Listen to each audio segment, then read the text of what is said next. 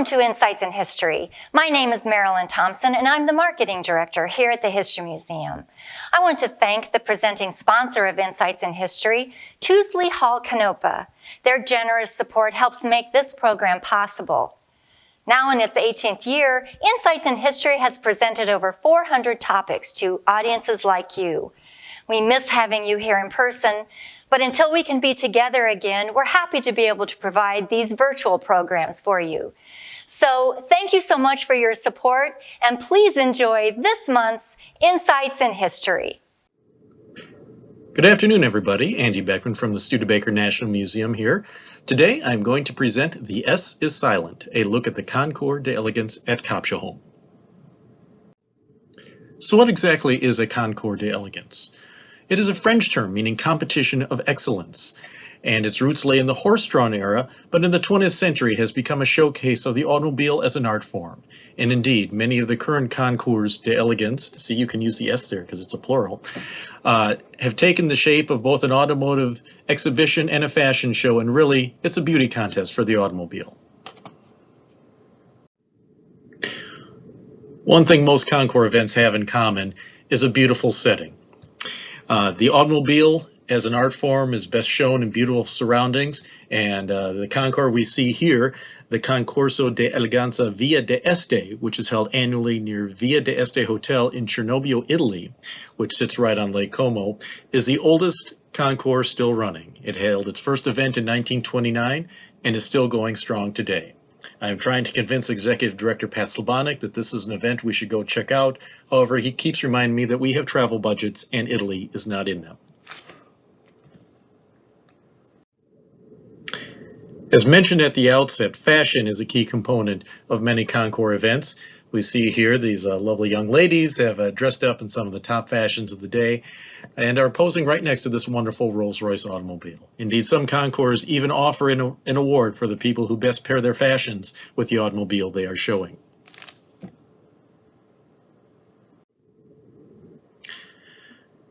Another common theme among most Concours is the celebrity component. Many of you are familiar with the name Jay Leno, as he has graced many Concours over the years, as well as many other notable celebrity automotive collectors, including Alice Cooper, Reggie Jackson back in the day, famous baseball player, was a noted collector of fine automobiles. Roger Daltrey, lead singer of The Who, also was a car collector for a number of years in the 1970s and 1980s. And here we see, fresh off his stint on the Death Star, Darth Vader actually made an appearance at the Concorso d'Eleganza at Lake Como just a few years ago.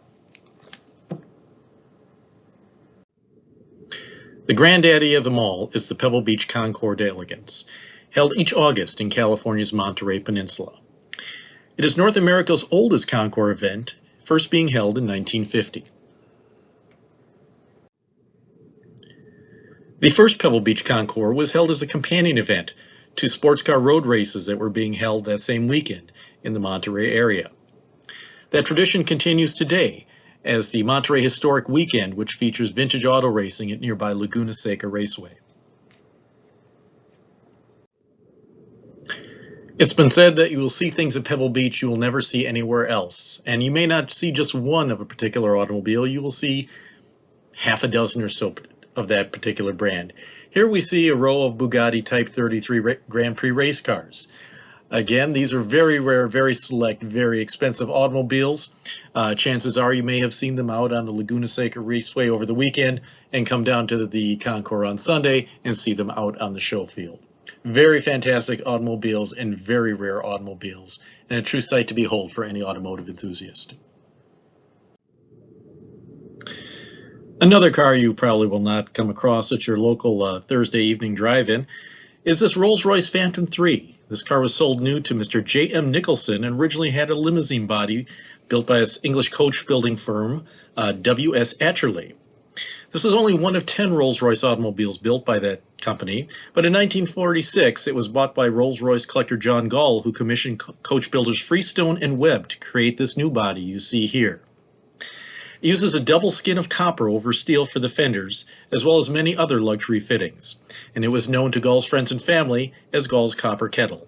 This car was displayed at the 2017 Concours d'Elegance at Pebble Beach. Another one of North America's premier Concours events is the Amelia Island Concours d'Elegance, which is held annually in March down on Amelia Island near Jacksonville, Florida. The Amelia Island Concours was first held in 1996, and it has grown to become the second most prestigious Concours event in the United States, ranking just behind Pebble Beach. And it, in fact, is known by its own shorthand, whereas you refer to Pebble when you're going to Pebble Beach. If you say you're going to Amelia, everyone knows you're referring to Amelia Island.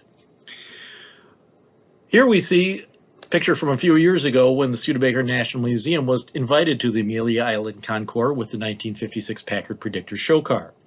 Here you see your presenter piloting the Predictor onto the show field. And yes, my head is sticking out the window because Predictor is very cramped on the inside and I am 6'3". The only way I could actually drive the car and see where I was going was to stick my head out the window to keep a good line of sight. Pleased to announce that the Predictor showed just fine and no incidents occurred during the getting it onto or off of the show field. Here we see another shot of the Packard Predictor down at Amelia, this time situated in place on the show field. One of the beauties of holding these events in Florida or on the coast in California is the weather more often than not is nothing short of ideal. And it certainly was that day, a beautiful day to have a nice old car show, a very fancy one at that, and also to get the Predictor out where the public could see it.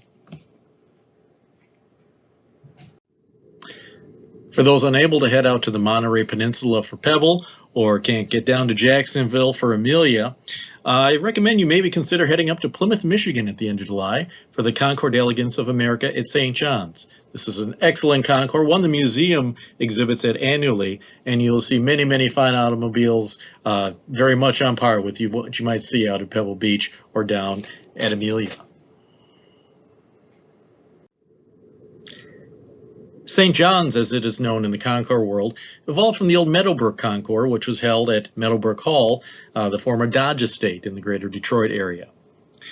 And much like the other Concours we've looked at so far, you can go there and you will see one-of-a-kind cars you will never see anywhere else. While you never know when you might run into, in the European Classic class, just your standard run-of-the-mill Isotta Fraschini with custom coachwork, as we see here.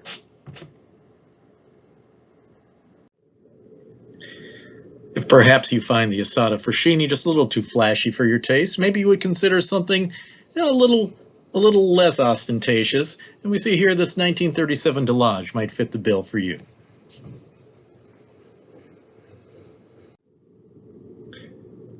Maybe you're looking for something a little newer, perhaps something from the 1960s. And a few years ago at St. John's, we happened across the actual original Monkey Mobile used in the television show by the same name. As a huge Monkees fan myself, I am sorry to say that neither Mike, Mickey, Davey, nor Peter were on site, but we were delighted to see the original Monkey Mobile nonetheless. Well, we've gone over some of the other premier Concours events in North America, but now I'd like to talk about our very favorite, our very own Concours d'Elegance at Copshaholm, co-presented by Levine Restorations and the JBS Collection. And the Concours this year takes place on Saturday, July 10th, as the name implies, in and around the grounds and gardens of the fantastic Copshaholm Mansion. So what does it take to put on a Concours? Well, it takes many things working together, but first and foremost, you need a site, and preferably a nice aesthetically pleasing site to showcase these fine automobiles. Studebaker National Museum and the History Museum are blessed with the wonderful Oliver Mansion and its picturesque grounds and gardens, and really just an ideal spot to hold a nice Concours event too. Some other physical features that lend themselves to this event. Trees, so many Concours, maybe you've noticed in some of those, are out in the bright sunshine, but we can offer our exhibitors shade. And also the grounds are fenced off by the wonderful stone fence you see in the foreground here. Allows us to really control access and really turns it into a very nice event for our visitors and our exhibitors alike.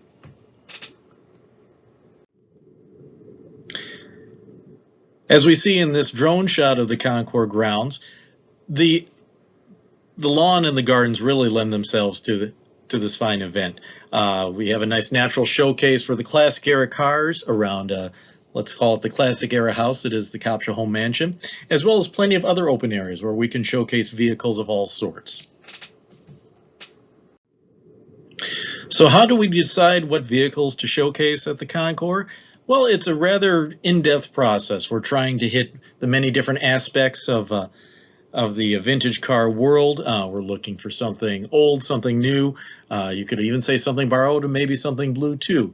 But we're really looking for a nice showcase of a well-rounded event. You can see something made right here in Indiana, as we featured a couple times. We look for things from across the oceans on both sides of the Pacific. And we're also interested in really just showing things you're not going to see anywhere else at the Concours. This particular year in 2021, we're featuring Cadillac as our featured mark, but we're also looking at some vehicles. Particular Buick is another brand we are showcasing this year, as well as some vintage racing cars, American-built motorcycles, and also British sports cars as well.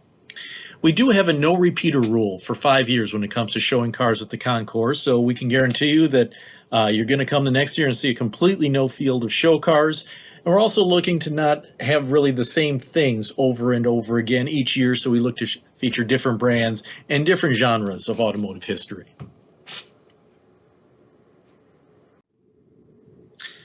Once you have a location pinned down, you really need to come up with exhibitors, because after all, what's a fancy car show if you don't have any fancy cars to show there?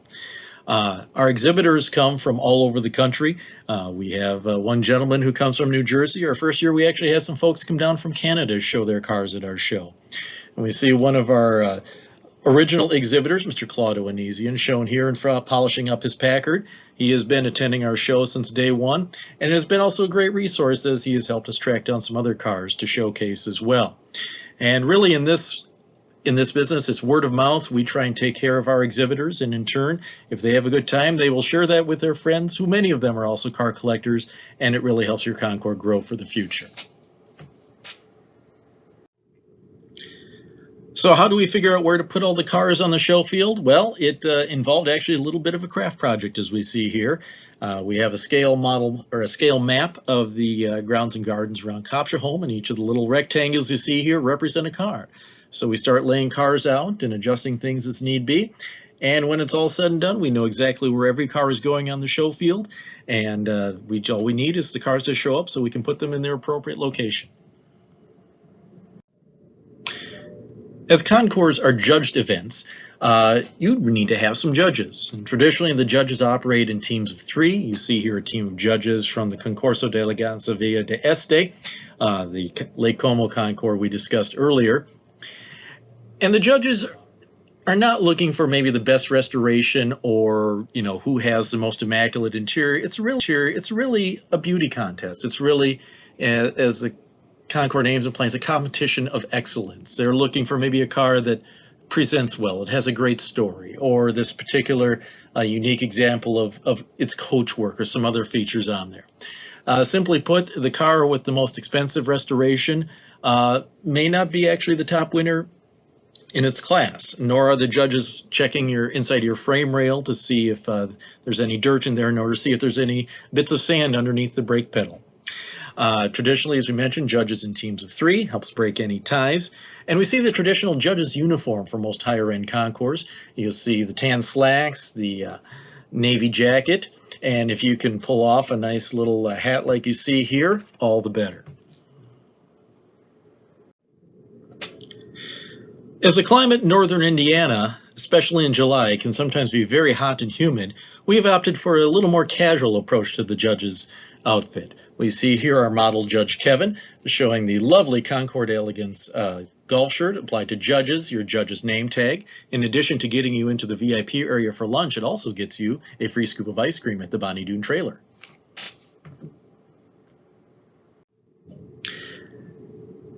As our Concours is a judged event, that implies that there are some awards given out. We see the awards here on our awards table. The smaller awards in front are the class awards. If you take top honors in your class, you get a lovely little crystal vase there. The larger awards behind that are the champion awards. These are special awards given, for example, most outstanding Cadillac. We also give an award for the most outstanding Studebaker. There's the Chairman's Choice Award, and also awards given out for excellence in interior design and excellence in exterior design. Our featured automotive personality this year is none other than automotive author Bert Levy. Bert himself will be giving out an award called Bert Levy Digs This Car. But you see the biggest award in back, just in front, just behind the Levine Restoration Award, that's the logo there. The big cup, that is the Best of Show Award, which is the top honor given out at the Concours d'Elegance at Copshaholm. So the day of the Concours, what actually happens? Well, we should stress that this event is goes on rain or shine. I wish I could say this is a shot from the Concours d'Elegance at Copshaholm, but as you may have surmised right now, this is some other photographs from the Lake Como Concours in Italy. The morning of the Concours starts very early for us. We're usually here by 5 a.m. getting things prepared. The show field opens at 7 o'clock, although, as we've discovered, people like to be on the show field early. You can see this 1964 Studebaker Hawk was one of the first to arrive at our very first Concours. And yes, they did need their headlights because the sun had just barely come up yet as they were heading down to the museum grounds.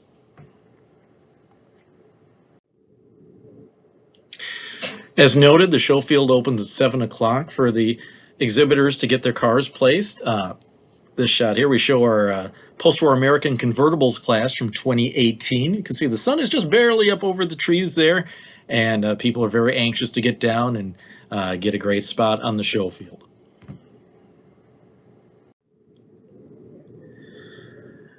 All exhibitors are to be on the show field by 9 o'clock because that is when the judges come out to begin rendering their opinions. So we see a team of judges here extolling the virtues of this particular Packard. And again, the judges are not looking for, cleanliness 1 degree over the other. Like I said, they're not concerned if there's a piece of gravel or two in the beautiful tires, but they're looking for the beauty of the design, the story behind the car, and just really something that compels the judges, kind of really speaks to them as to why that car should win an award. Another key part of the Concours d'Elegance at Copshaholm is the junior judging program. This initiative is sponsored by Haggerty Insurance, and where children are invited to come and be judges of a number of the cars on the show field. We see here the crew is interrogating the owner as to the various merits and story behind his particular automobile, and at the end of the day they select a winner who gets a prize during the award ceremony. Once the judging begins to wind up around 10 o'clock, we open the show field to the public, and here we rely on our crack army of volunteers to help us manage the show for the rest of the day. And really a tremendous outpouring of support. We've had nearly 2,000 visitors for our very first Concours, and added a couple hundred more on top of that for the next event in 2019, and certainly look forward to breaking that record here in 2021. If you'd like to attend the Concours, as I mentioned, the show field opens at 10 o'clock. Awards are given out starting at 2:30. If you'd like to volunteer for the Concours, please contact Maria Tukolsky at the Studebaker National Museum offices.